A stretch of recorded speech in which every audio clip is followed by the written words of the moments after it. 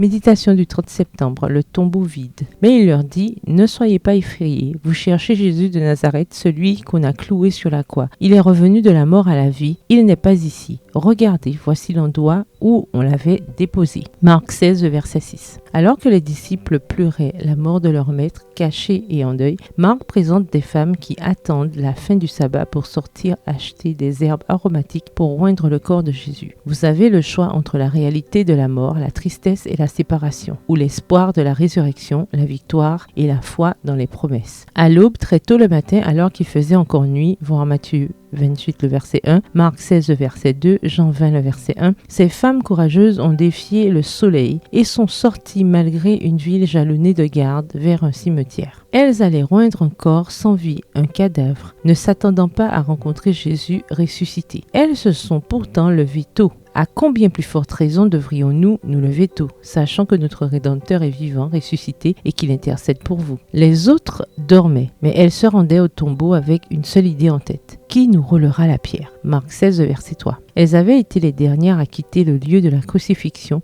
et les premières à se rendre au tombeau. Elles avaient vu quand une roche de 2,5 tonnes avait été placée et scellée à l'entrée du tombeau. Quand elles se sont approchées, elles ont vu qu'à la place de la pierre, il y avait un trou. La pierre n'avait pas été déplacée pour que Jésus sorte, car il était déjà ressuscité. La pierre avait été déplacée pour qu'elles voient le miracle du tombeau vide. Leurs herbes et essences aromatiques n'étaient maintenant plus nécessaires. Elles ont fait leur part. Et Dieu a fait ce qu'il leur était impossible, déplacer la pierre. Une fois sur place, elles ont découvert la plus extraordinaire des nouvelles. Le maître était ressuscité et leur avait laissé un message. Ce message disait « N'ayez pas peur ». Le mot pour décrire la réponse des femmes à la grande nouvelle est « ektambo », que l'on pourrait traduire par « extrêmement émerveillée, étonnée, stupéfaite, déconcertée ». Elles ne pouvaient en croire leurs oreilles. Leurs efforts avaient été récompensés. La première chose que fit le Christ après sa résurrection fut de convaincre ses disciples que son amour et sa sollicitude pour eux n'avaient pas diminué. Il voulait resserrer autour d'eux les liens de son amour. Bonne journée, que l'Éternel vous bénisse.